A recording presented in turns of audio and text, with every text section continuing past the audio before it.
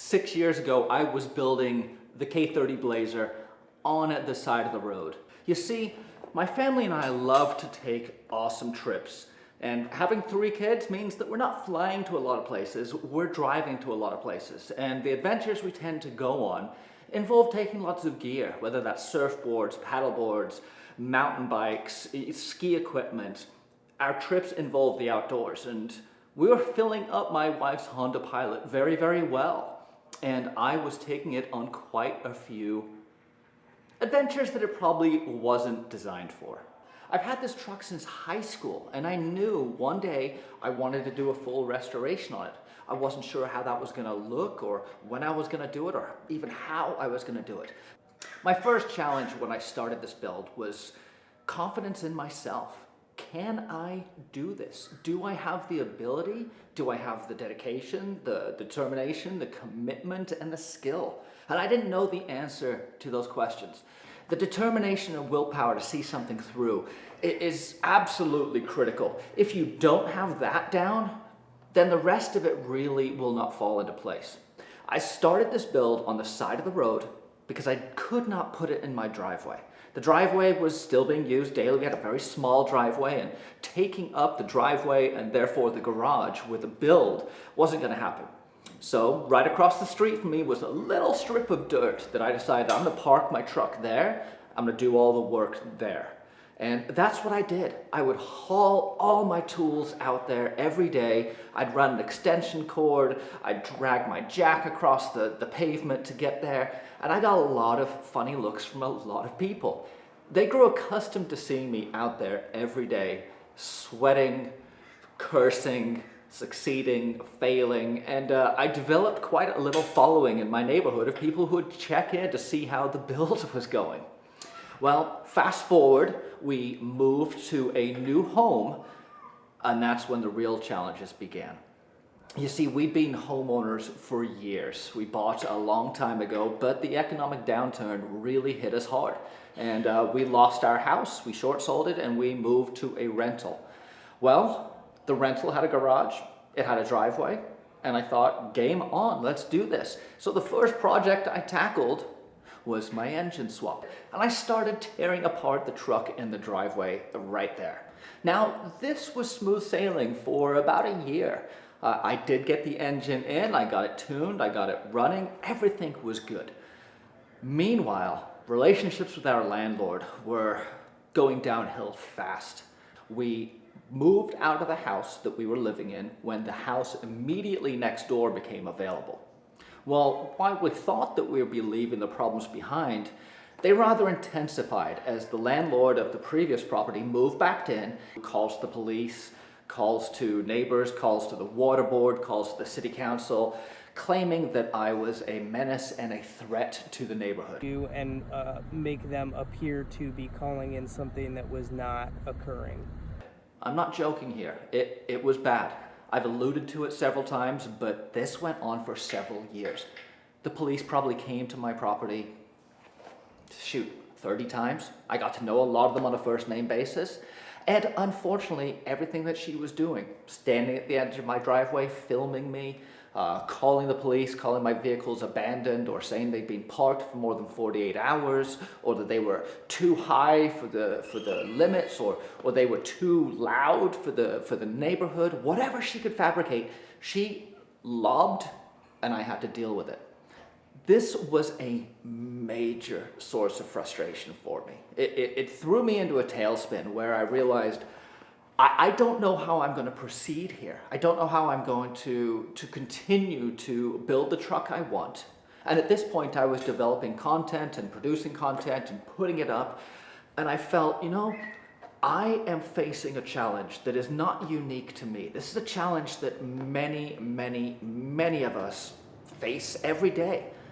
We don't have a garage, we don't have a shop space, we don't have a lift, we don't have a cherry picker. There's a lot of stuff that we don't have. So does that mean that we don't get cool trucks? Does that mean that these things are out of reach? Well, I thought there had to be a better way. And the way that I had been producing videos and proceeding on my build up to this point had been through just rolling up my sleeves and figuring it out as I went along. So I started to do the same thing. I started researching all the laws. I started researching all the regulations and all the things that I was being accused of. And I quickly determined that I was in the right. My landlord at our new place was very supportive. So was the property management company. And so were the vast majority of neighbors all around me. It was just this one neighbor who despised my very existence and, quote, "You don't belong in our neighborhood." True story. Regardless, I persevered, I pressed on, and I began a front link swap in the driveway. For those of you who've been with my channel for a long time, you'll remember this. For those of you who are new to my channel, I'll put a link up here to that swap series where I did put the front links in the K30 Blazer. I then proceeded a year later to do an entire frame swap that I'll link up here too. That with this frame swap, I built a frame in my driveway, in my garage, rolled it out into I did what I had to do. I learned that although it would be difficult and challenging, it wouldn't be impossible. I didn't think I could put the wontons under the truck in the dirt strip, and I managed to do that. I didn't think that I would be able to salvage the truck after I rolled it, but I was able to do that. I didn't think I was going to be able to get the engine in, but I was able to do that.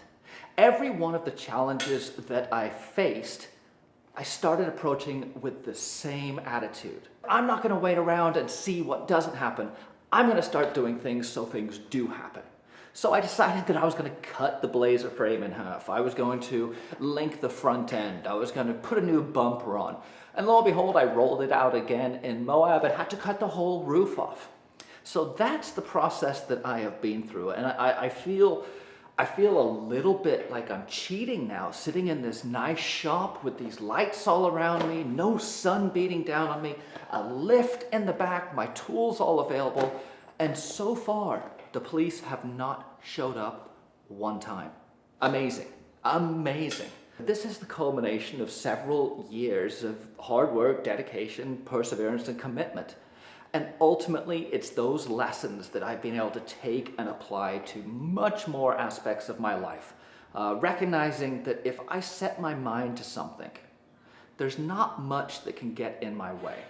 Yeah, I may get discouraged, and yeah, there may be obstacles and roadblocks, but they're never big enough to completely stop the project once I've got my mind behind it.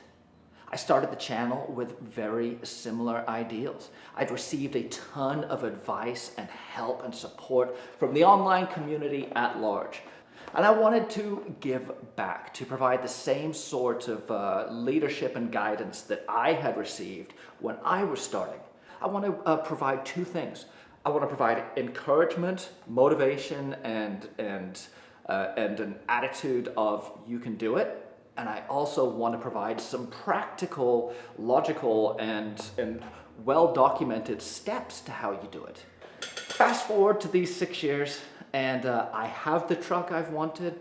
My family is loving it. We've taken many trips in it. The memories that we have made are the memories that I hope to make.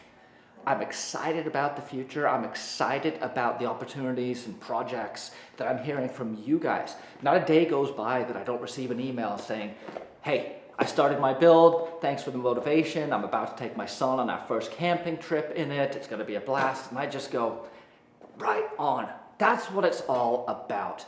We are really blessed in this digital age with a plethora of information out there. If I could do just a little part in encouraging you to stop being a passive viewer and become an active doer, then I have met my purpose. This has been a massive journey, a journey that I didn't know I was beginning when I started.